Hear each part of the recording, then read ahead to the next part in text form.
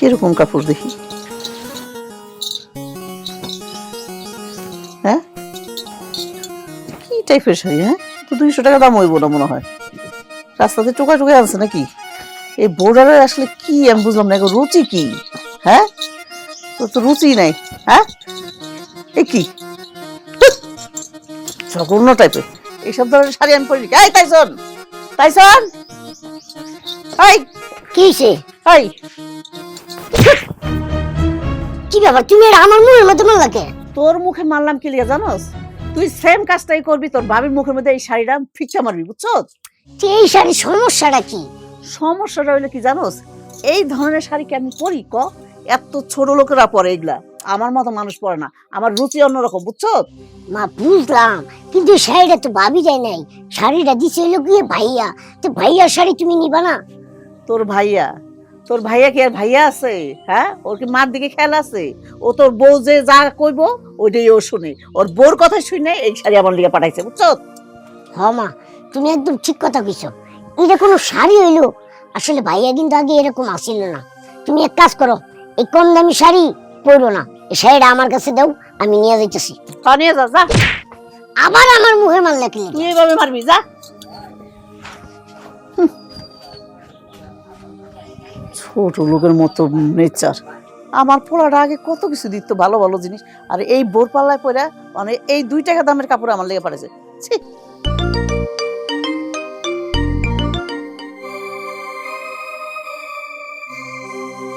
Hello, hello, কেমন আছো তুমি? আছি আলহামদুলিল্লাহ। কেমন আছো? ভালো আছি। কি হয়েছে তোমার?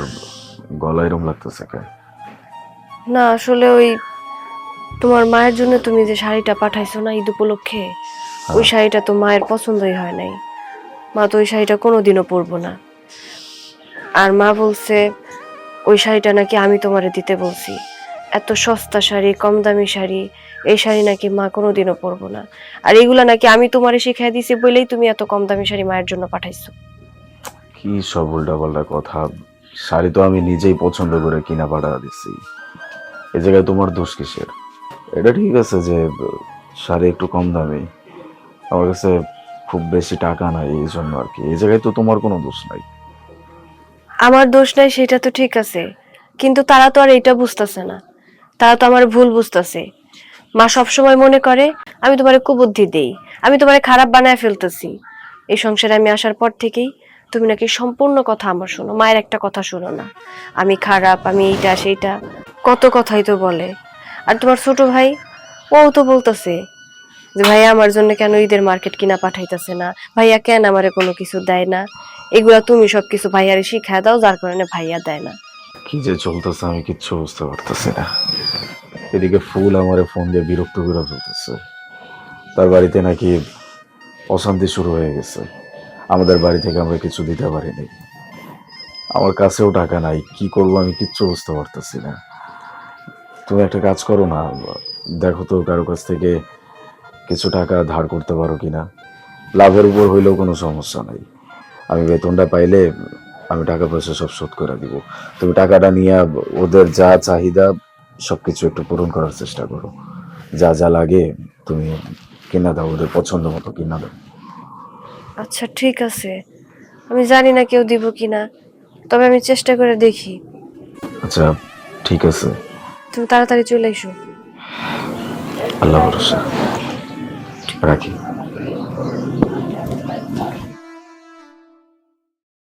মাহফুজ, আমার মনে হইতেছে তোর শ্বশুর বাড়ির লোকজন একেবারে কিপটা, না হইলে ছোট লোক, না হইলে তাকে আক্কেল জ্ঞান বলতে কিচ্ছু নাই। আপনি তো সবকিছুই অগ্রিম বুঝেন। আচ্ছা, এই কথাটা কেন কইলেন আব্বা? হুমা, এই কথা কেন কইলাম এটা বুঝোস না? এই যে ঈদের আর 3-4 দিন বাকি, তোর শ্বশুর বাড়ি থেকে এ পর্যন্ত একটা সুতা কি দিছে? দেয় নাই। আরে নতুন বিয়া করছস, এই সময়ে তোরে নতুন নতুন জামা কাপড় দিব, আমারে কিছু কাপড় চোপড় দিব, বাড়িতে যারা আছে তাগুলিও কিছু পাঠাবো। কিন্তু না, বৌমার বাড়ির থেকে এই সমস্ত বিষয়ে কোনো কথাই নাই। আরে কেমন ফকিন্নি বাড়িতে যে তোরে বিয়া করাইলাম, আমার তো এখন লজ্জা লাগতাছে। লজ্জা শুধু আপনার লাগে না, লজ্জা আমারও লাগে। অনেক কথা চিন্তা করে লজ্জা লাগে। আপনারা না দেখলে আমার মনে হইতো না যে বাঙালি মাগনা পাইলে আলকাতরাও খায়।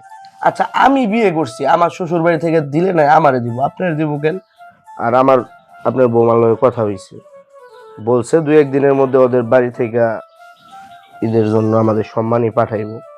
তো এই জন্য ওনাদেরকে এত ছোট করে কথা বলার তো কিছু নাই। মাহফুজ, তুই যদি মনে করস তোর এই বেকাতারা কথা আমার পছন্দ হয়, তাহলে এটা তোর ভুল। আচ্ছা, তোর শ্বশুর বাড়ির লোকজন তারা কি আমার পর? তারা তো আমার আত্মীয়। আত্মীয়র প্রতি তো আত্মীয়র দায়িত্ব থাকে, থাকে না? অনেক দায়িত্ব আচ্ছা, থাকে। এই পাড়ায় ঘুরে দেখ, যারা যারা নতুন বিয়ে করছে খবর নিয়ে দেখ, ঈদের 15-20 দিন আগেই তাকে মার্কেট করা শেষ, আর এই পর্যন্ত একটা নতুন পাঞ্জাবি পর্যন্ত পাঠায় নাই। হ্যাঁ, আপনার অনেক দায়িত্ব। আপনি যদি আত্মীয় ভাবতেন তাহলে আত্মীয়র নামে এইভাবে বদনাম করতে পারতেন না। ফালতু। ভাইয়া ঠিক আছে, শোনো না, ভাইয়া ফোন দিছিল, মাত্র কথা কইলাম।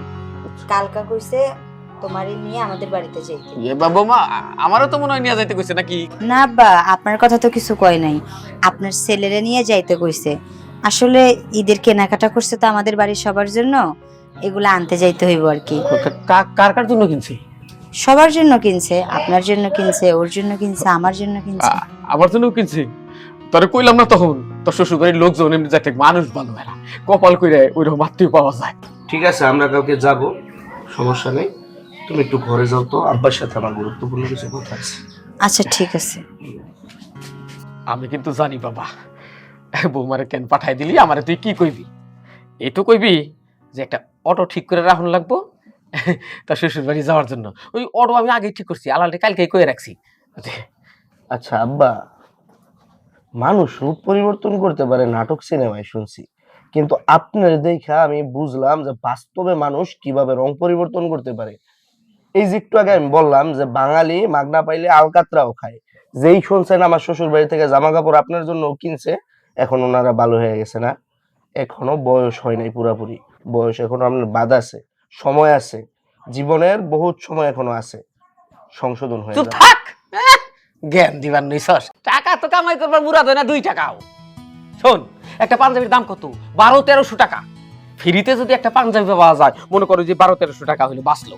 এই যে পাঞ্জাবি দেখতেছস, তুই কি মনে করছিস এটা কিনছি?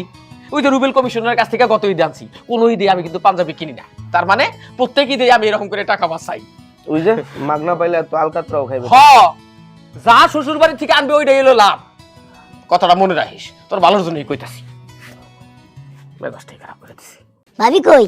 ভাবি, এই তো কি তোমার, এই যে নাও তোমার শাড়ি। কি হইছে? এমন করে শাড়িটা আমার মুখের মধ্যে ফিক্কা মারলা? ভিক্ষা মানবো না তো কি করবো? আচ্ছা ভাবি, তুমি আমার ভাইয়াটারে কি করছো? কি করছি মানে? কি করবো? তুমি নিশ্চয়ই আমার ভাইটারে রাসমোহনী তাবিজ করছো। আমার ভাই তো এরকম আসছিল না। এটা কেমন কথা বলতেছো? কিসের তাবিজ করতে যাবো? দেখো, এই ধরনের কোনো কথা বইলো না। তোমার ভাইরা আমি কোনো তাবিজ করতে যাই নাই। না না, অবশ্যই করছো। তা না হইলে আমার ভাই রোজা আসার সাথে সাথে ঈদের মার্কেট করে দিত। আমার বন্ধু বান্ধব যারা আছে সবাইই মার্কেট করে দিত। আমার মা রে যে কতগুলা কাপড় কিনে দিত, এইগুলা তো বলার বাহিরে। যেই তুমি ভাইয়ের জীবনে আইছো, এই মনে করো যে ভাই পাল্টে গেছে। ভাই আমাদের সাথে এক মুহূর্ত কথাও কয় না, একটু সময়ও কাটায় না, তার কারণ তুমি। শোনো, এটা তোমাদের সবার ভুল ধারণা। মানুষের সময় কিন্তু সব সময় এক যায় না। হয়তোবা তোমার ভাই আগে অনেক বেশি ইনকাম করতো, সেই জন্য রোজা আসার সাথে সাথে তোমাদের সবাই ঈদের শপিং করে দিত। কিন্তু তোমার ভাই যে এখন কি পরিস্থিতিতে আছে সেটা একমাত্র আমিই জানি। মানুষের কাঁধে যখন অনেক দায়িত্ব চলে আসে, তখন জীবন সঙ্গিনী ছাড়া পরিবারের কারোর কাছে না এই কথাগুলো শেয়ার করতে পারে না। তোমার কাছে শেয়ার করলে কি তুমি ওর কষ্ট বুঝবা? কারণ তুমি তো অনেক ছোট। তুমি শুধু বুঝবা তোমারে কেন ঈদের কেনাকাটা করে দিল না। মায়েরে যদি বলি, মায়ে বলবো আমার ছেলে আগে আমার এত কাপড় চোপড় কিনা দিত, এত কিছু দিত, এখন কেন দেয় না। তোমার বোনের কথা যদি বলি, তোমার বোন বলবো ভাইজান আমার আগে এত ভালোবাসতো, এখন কেন ভালোবাসে না, এখন কেন আমার কেনাকাটা করে দেয় না। কিন্তু আমি তো সব সময় ওর সাথে থাকি, আমি ওর সবকিছু বুঝি, সবকিছু জানি, যার কারণে ও চাইলেও তোমাদের এখন কোনো শখ আহ্লাদ মিটাইতে পারতেছে না। হয়েছে হয়েছে, বুঝছি। তোমার হাতে যে শাড়িটা, এটা ভাইয়ারে ফেরত দিয়ে দিও। কইও যে মা এই কম দামি শাড়ি আর পরবো না, বুঝছো? হায় রে মানুষ, সময়ের সাথে সাথে কেমন মানুষ বদলায় যায়, সাথে সাথে তাদের চিন্তাধারা বদলায় যায়।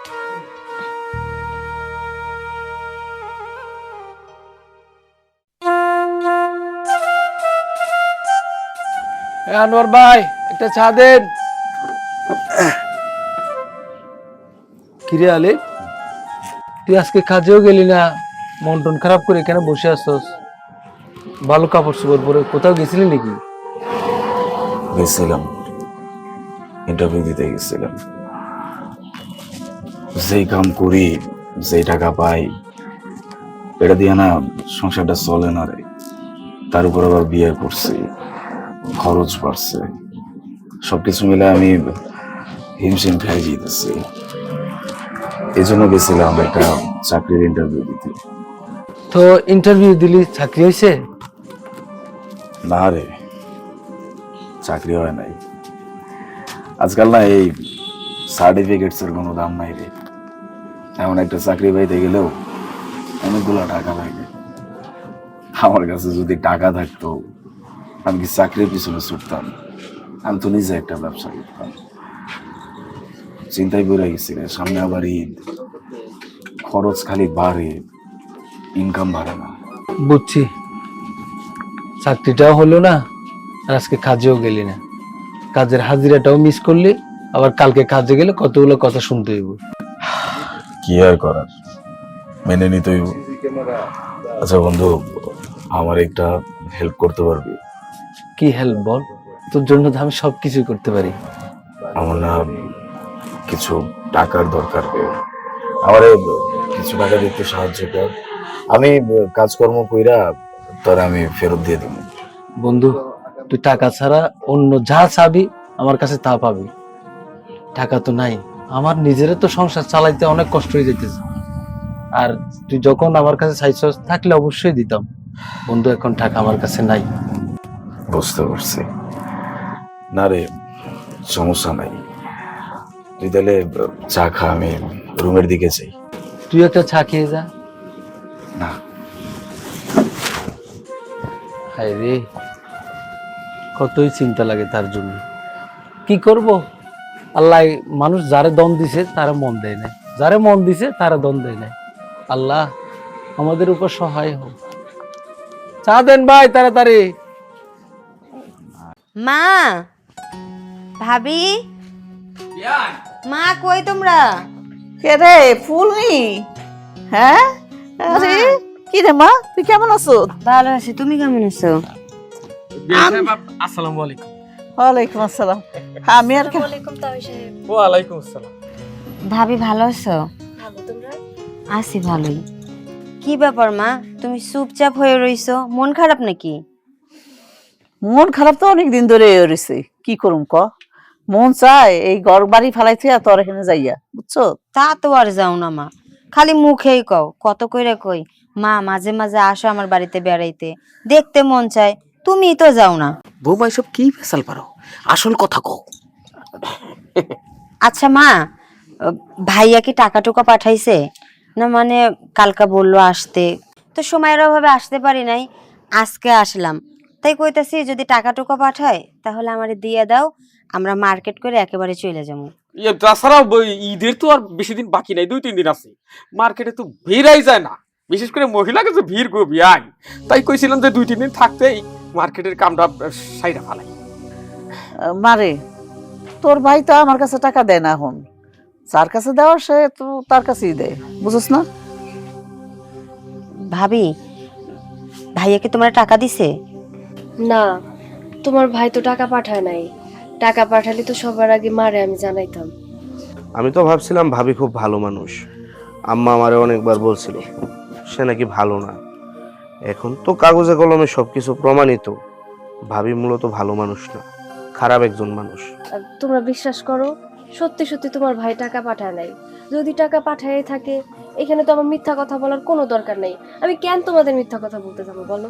এটাই তো বুঝতে পারতেছি না ভাবি, শুধু শুধু তুমি কেন মিথ্যা কথা বলতেছো? দেখো ভাবি, একটা কথা তোমারে আমি পরিষ্কারভাবে কইয়ে দেই, আমার ভাই কিন্তু সে ছোট থেকে আজ পর্যন্ত আমার কাছে একটা দিনও মিথ্যা কথা বলে নাই। তাহলে এখন আমার ভাই কেন মিথ্যা কথা কথা যাইব কত? কালকে ভাই আমারে ফোন দিয়ে বললো যে মার্কেট করার জন্য টাকা পাঠাইতেছে, বাড়িতে যাইস তাহলে টাকা পাইয়া যাবি। আর তুমি এখন কইতেছো ভাইয়া টাকা পাঠাই নাই, এই টাকা কি তুমি তোমার বাপের বাড়িতে পাঠাই দিছো নাকি? কি সব বলতেছো? বাপের বাড়ি পাঠাবো মানে? এটা আমার সংসার, আমার সংসারে টাকা পয়সা আমি কেন আমার বাপের বাড়িতে পাঠামো? দেখো, তোমরা আমার ভুল বুঝতেছো। আমার না বুঝে তোমরা এতগুলা কথা বইলা ফেলাইতেছো। এইভাবে দয়া করে তোমরা আমার কথা শোনায়ও না। সত্যি তোমার ভাই একটা টাকাও পাঠায় নাই। আরে বাবা রে বাবা, এটা তো দেখতেছি একটা নাট্য মঞ্চ হয়ে গেছে, সবাই এখানে অভিনয় করতেছে। এই, এখান থেকে চলো। মান সম্মান যা ছিল সব তো আইসা এই জায়গায় ডুবাইছি, আর মান সম্মান কিছু রইলো না। চলো বাড়িতে চলো। আমি তো এই জায়গা থেকে এত সহজে যাবো না। আমি এখন ভাইয়ারে ফোন দিব, ফোন দিয়ে জিজ্ঞাসা করবো আমাদের এই জায়গায় ডাইকে নিয়ে এসে অপমান করার মানেটা কি। দেখছো, দেখ চলে গেল কেমনে, গায়ে লাগছে বুঝছো। গায়ে লাগে নাই, আপাতত এতক্ষণ কইছি, আমি তো কোয়া শুরুই করি নাই, হ্যাঁ। এর লেগেই মনে করো যে এখান দিয়ে চলে গেছি। ও তোর কথার ভাইয়া চলে গেছে, ফাও কথা কইস না, মিজাজ কিন্তু গরম আছে। ভাই যতই নাটক করুক আমারে তো টাকা দিতেই হইবে। চল করে চল। বউ দেখো, একটা পাঞ্জাবি না হয় একটা লুঙ্গি তো কিনা পারতাম, তাও তো কিনবার পারতাছি না। এখন এই 300 টাকা অটো ভাড়া একেবারে চলে গেছে। আচ্ছা, তোমার কি কেউ এই জায়গায় আসতে কইছে? আমি তো একবারও মুখে বলি নাই যে চলো আমার শ্বশুর বাড়িতে যাই। আয়ো, আমি তোমার নিয়ে বাড়িতে চলে যাবো। আজ যাবই না, যাওয়া যাবে না। ঘটনার মীমাংসা কোন দিকে হয় জানি না, হয়তো এই মনে হইবার পারে এরাই টাকা পয়সা গোছে আমাকে জন্য কিনবো। করাই বাবা, আগেই যাবো না। কে লেগে যে আমি তোমার ঘরে জন্ম নিয়েছিলাম।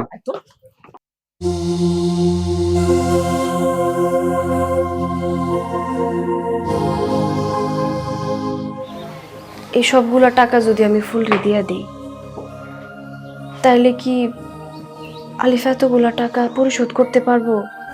এই সম্পূর্ণ টাকা তো আমি ধার করে আনছি। এমনিতেই ওর ইনকামের যে অবস্থা, কেমনে এই টাকাগুলো পরিশোধ করব? আমি না কিছুই বুঝতেছি না। থাক, যেহেতু আমারে কইছে ওর বোনরে টাকাগুলা দিয়ে দিতে, আমি বরং দিয়ে দেই। কিন্তু আমি যদি ওর এখন টাকাগুলা দেই, তাহলে তো আমার মিথ্যাবাদী ভাববো। মিথ্যাবাদী তুমি এমনিতেও প্রমাণ হয়ে গেছো। তুমি যে মিথ্যা কথা কইতে পারো এটা তো মা আমারে আগে থেকেই কইছিল। হ্যাঁ, তুমি কিভাবে পারলা কও তো? আমার ভাইয়ের ইনকামের টাকা তুমি লুকায় রাখছো আমাদেরকে না দিয়া। তুমি কেমন হ্যাঁ লোভী মহিলা কোথাকার? না না, আমি এই টাকা লুকায় রাখি নাই, আর এই টাকা তোমার ভাই পাঠায়ও নাই। এই টাকা তো ধার করা টাকা। ধার আছে তোরও মাই সাবার ধার দেয়, এটা আবার আমার বিশ্বাস করতে কস? শুনছ তুই কি কয়? এটাই তো। আচ্ছা ভাবি, এত সুন্দর করে তুমি মিথ্যা কথাগুলো কেমনে বানাইয়া বানাইয়া কইতেছো? হ্যাঁ, তুমি কি ইচ্ছা করে আমার শ্বশুর আর আমার স্বামীর সামনে অপমান করে নিলে আমারে, নাকি আমার ভাইরে অপমান করে এলা? কোনটা তোমার উদ্দেশ্য কি আসলে? আরে আমার তো কোনো উদ্দেশ্য নাই। কিসের উদ্দেশ্য? আমি সত্যি কথাই বলতেছি। এই টাকাগুলো আমি ধার করে আনছি শুধুমাত্র তোমাদের জন্য। ঈদে তো মার্কেট করে দেওয়ান লাগবে, তাই না? তাই তোমার ভাই আমারে কইছিল যে আমি যেন কিছু টাকা মানুষের কাছ থেকে ধার করে আনি। আসলে তোমার ভাই তো বেতন পায় নাই, আর তোমার ভাইয়ের যে ইনকাম, এই টাকা দিয়া কেমনে কি করব। তাই আমারে বলছিল ধার আনতে, ধার আইন আমি রাইখা দিয়েছিলাম। কিন্তু এটা সত্যি যে তোমার ভাই বেতন পায় নাই। ধরা খাইয়া সরা গান গাইতেছে। মা, একটা কথাই আছে না, হুম চোরের মায়ের হচ্ছে বড় গলা। হুম। ধরা খাওয়ার পর ওই জিনিসটা এখন সরা জ্ঞান করতেছে। আচ্ছা ভাবি, একটা কথা কও তো, তা তোমার এই এতগুলা টাকা কে ধার দিছে? তোমার বাপের বাড়ির লোকজন? না, বাপের বাড়ির লোকজন কেন দিব? আমি আসলে পাশের বাড়ি থেকে আনছি। ও পাশের বাড়ি থেকে আনছো ধার? আমি তো আবার মনে করছিলাম তোমার ওই ফকিন্নি বাপটা মনে হয় তোমার টাকা পয়সা ধার আইনা দিছে। আর আমি তো ভুলেই গেছিলাম। কই থেকে আইনা দিব? সে তো নিজেই 2 বেলা 2 মুঠো ভাত খাইতে পারে না, জাত ফকিরের বংশ কোথাকার। দেখো ফুল, তুমি আমার যা বলো বলো, আমি কিচ্ছু মনে করবো না। কিন্তু আমার বাপরে তুই একটা কথাও বলো না, আমার খারাপ লাগে। হ্যাঁ, বাদ দাও তো। তোমার সাথে কথা কওয়ার মতো মুড না আমাদেরও নেই। এই টাকাগুলো তুমি হাতের মধ্যে রাখছো কেন? এই টাকা আমাদের জন্য দিছে না? দাও টাকা দাও। হুম এই টাকা না তোমার কাছে থাকার কোনো অধিকার নাই, চুন্নি কোথাকার। চলো তো। সব তো সব। আমি এই সংসারে থাইকার কত অপমানিত হব, আমি এই মানুষগুলারে বুঝাইতেই পারতাছি না। আসলে আলিফের অবস্থা ভালো না, ওর কোনো ইনকাম নাই। এই টাকাগুলো সত্যি আমি ধার করে আনছি।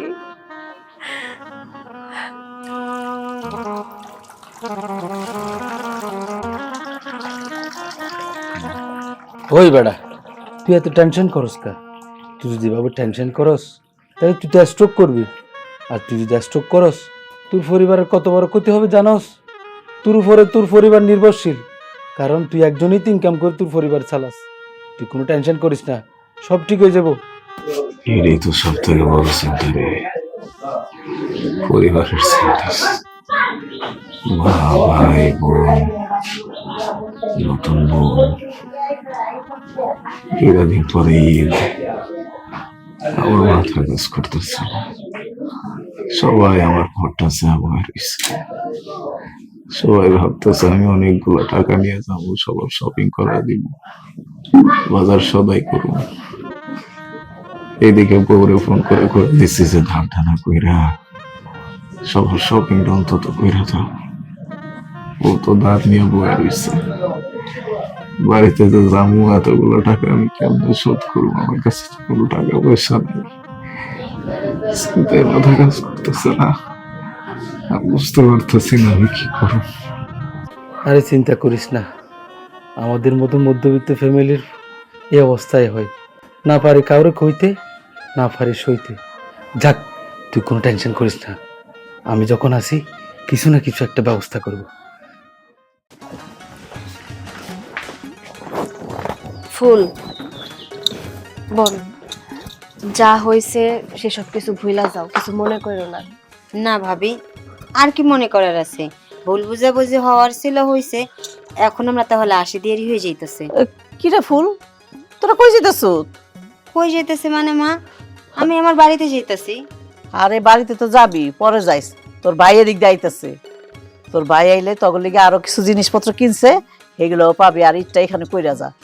আলহামদুলিল্লাহ। আর বোমা ঠিকই তো, পুত্রা যেহেতু আমাদের জন্য আরো কিছু কাপড় চোপড় নিয়ে আইতাছে, তাইলে একটু দেরি করে গেলে কি সমস্যা? দেরি করে যাই, কি কস? আব্বা, শেষরামি একটু কম করেন তো, অনেক করছেন রান্না। ভাইয়ের সাথে দেখা করার হইলে আমরা ঈদের দিন বিকালে আসবো নি, এখন আপনি চলেন। ওই ঠেস মারা কথা বাদ দাও তো বোমা। পাঞ্জাবি দিছে, একটা কোটি কিনতে চাইছিলাম, কোটি তোর দেয় নাই। আব্বা, ধৈর্যের কিন্তু একটা সীমা আছে, ধৈর্যের কিন্তু একটা শেষ আছে। আমারে কিছু বলতে বাধ্য করেন না। আপনার মুখের মধ্যে যে তালা মারলাম, আমি যতক্ষণ না বলবো এই তালা যেন না খুলে। একদম চুপ। এই চলো। তোরা দুইজনে জামি কাপড় চোপড় গুলো নিয়ে আই। আব্বা,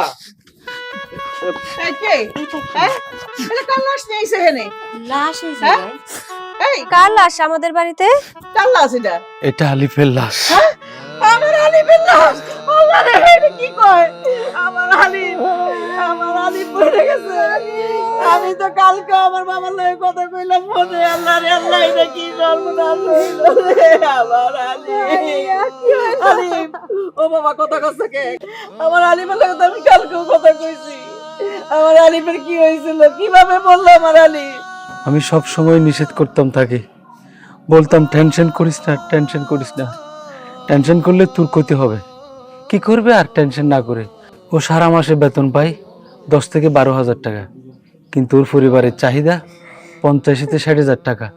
এই টেনশন করতে করতেই স্ট্রোক করে মারা গেছে। বাবারে, আমি তো মনে করছিলাম তুই শহরে গিয়ে ভালো আছো, সুখে আছো, অনেক টাকা কামাই করতেছ, কিন্তু তুই যে এত বড় কষ্টে ছিলি আমি তো জানি নাই। আমরা তো লোভে পাপে বইরে গেছে আমাকে জীবনটা। এত লোভ করছি তোর উপরে, এত জুলুম করছি, আমরা বুঝতে পারি নাই বাবা।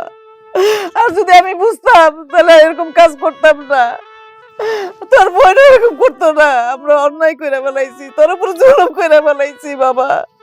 আমি যদি বুঝতাম আমার ভাই অনেক অভাবে আছে, এত কষ্টে আছে, বিশ্বাস করো ভাবে, আমি কোনোদিন ভাইয়ারে টাকা পয়সার জন্য চাপ দিতাম না। তুই যে আমাকে ছেড়ে চলে যাবি আমার কল্পনাই ছিল না। তুই আমাকে ছেড়ে কেমনে যাইতে পারলি বাবা, কেমনে যাইতে পারলি? তাই না মা? তাই কত সহজভাবে কথাগুলো বইলা ফেলতেছেন আপনারা। আপনার মাহিয়া কিছু বুঝতেছে না, আপনি কিছু বুঝতেছেন না, এগুলো সবকিছু আপনাদের কল্পনার বাইরে ছিল। এটাই তো স্বাভাবিক। সবার কথা না হয় বাদ দিলাম মা, আপনি তো মা, আপনার কি একটু বোঝা উচিত ছিল না যে আপনার ছেলে কম কষ্ট করতেছে শহরে গিয়া? শহরে থাকলেই কি মানুষ কারি কারি টাকা ইনকাম করে? আপনার ছেলে লাখ লাখ টাকা ইনকাম করা সব আমার ব্যাংকে পাঠাইতেছে, আর আমি সেগুলা কি করতেছি? জমা করতেছি, আমার বাপের বাড়ি পাঠাইতেছি, আপনাদের কাউরে কিচ্ছু দিতেছি না। এই সংসারটা তো অভাবে চলতেছে। আরে আপনি মা, আপনার বোঝা উচিত ছিল আপনার বলা ঢাকা শহরে গিয়ে কি কষ্ট করতেছে। আপনার তো নারী ছেড়া ধন, আপনি এইটুকু অনুভব করতে পারেন নাই? আপনার ছেলে তো আগে এরকম ছিল না, এখন কেন এমন হইলো বুঝতেছেন না? এই আপনাদের কারণে এরকম হইছে। আর ফুল, তোমারেও বলি, ভাই বোনের সম্পর্ক অনেক মধুর সম্পর্ক, জানো তুমি? তুমিই তো বলতা ছোটবেলা তোমার ভাই নাকি তোমার কত আদর যত্ন করে বড় করছে, যখন যা চাইছো সব দিছে, কোনো কিছুর অভাব দেয় নাই। আর বড় হয়ে বিয়ের পরে সেই ভাইরে তোমরা বুঝতে পারো নাই। যা নয় তাই কইছো, আমারে যাইছে তা কইছো, আমি কিচ্ছু মনে করি নাই। কিন্তু নিজের ভাই স্যারে তোমার বোঝা উচিত ছিল যে ভাই কোনোদিনও তোমার কোনো কিছুর কমতি দেয় নাই, অভাব দেয় নাই। সেই ভাইরে তোমরা দিনের পর দিন ভুল বুঝা গেছো। আরে যে তোমার ছোট ভাই তাইসন, ওর পড়াশোনার জন্য তোমার ভাই কি কম টাকা পাঠাইছে? না হয় মানুষটা কয়েক মাস হইলো টাকা পাঠাইতে পারে না, তাতে কি সব টাকা আমার ব্যাংকে পাঠিয়ে দিছে? আমি সবকিছু নিজের জন্য জমা করতেছি, একটা টাকা তোমাদের দিতেছি না, এইটা তোমাদের ধারণা? কেমনে করে পারলা তোমরা? শুধুমাত্র তোমাদের জন্য মানুষটা ওই শহরে কত কষ্ট করছে তোমরা জানো? কোনো কিচ্ছু তোমাদের কাছে বলে নাই, কারণ তোমরা কষ্ট পাবা, মা কষ্ট পাবো। এই আমি ওর সহধর্মিনী, ও আমারে কোনো কিচ্ছু বলতে চায় নাই। বারবার জিজ্ঞাসা করতে করতে তারপরে আমারে বলছে তোমার ভাইয়ের ইনকাম না ইদানিং খুব কইমা গেছে। ও মাত্র 10 থেকে 12,000 টাকা পাইতো। ওই 10-12,000 টাকায় কি একটা সংসার চলতো? একটা পুরুষ মানুষের কাঁধে যে কি পরিমাণ দায়িত্ব থাকে সেটা তোমাদের বোঝা উচিত ছিল না? আমি না হয় পরের মাইয়া, তোমাদের তো বোঝা উচিত ছিল। মা, আপনার তো বোঝা উচিত ছিল, আপনার না সন্তান মাথার ঘাম পায়ে ফেলায় টাকা ইনকাম করে পাঠাইতেছে, তারপরে আপনাদের কারোর মন পাইতেছে না। সামনে ঈদে আপনাদের গয়না লাগবো, দামি দামি শাড়ি লাগবো, তোমার শাড়ি লাগবো, তোমার শ্বশুর তোমার স্বামীর জামা কাপড় লাগবো, যার কারণে এইখানে এসে ভাইরে চাপ দিতেছো। এইটা বুঝতেছো না যে ভাই কোত্থেকে দিব, আদৌ ভাইয়ের কাছে টাকা পয়সা আছে কিনা? তোমার ভাই আমারে কয় তুমি কারো বাড়ি থেকে টাকা ধার করো, তাও আমার বোন জামাই, আমি চাই না আমার পরিবার কোনো সময় অসুখে থাকুক, তারপরে তো আমি টাকা ধার করে আনছি। এইটুকু তোমরা বুঝলা না যে মানুষটা কি পরিমাণ কষ্ট করতেছে?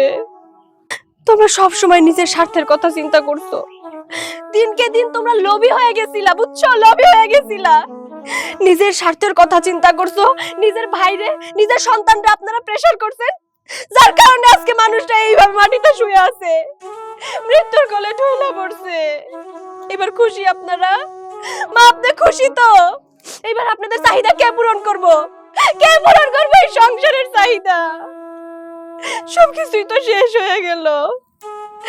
আর এই যে তুমি খুব ভালো করছো জানো, ময়রা গিয়া খুব ভালো করছো, অন্তত লোভী মানুষগুলোর হাত থেকে বাইসে গেছো। বললা তো ভালো কথা, আমার সাথে নিয়ে মরতে পারলা না কেন? আমার একা করে রেখে চইলা গেলা কেন? আমার একা করে রেখে চইলা গেলা? আপনারা সবাই মিলা লাশটা দাফন কাফন করার ব্যবস্থা করেন। আপনি একটু মসজিদে মাইকিনের ব্যবস্থা করেন, আর আপনি আসেন আমার সাথে, আমরা যাই গিয়ে দাফন কাফনের ব্যবস্থা করি। আচ্ছা, আমি যাচ্ছি।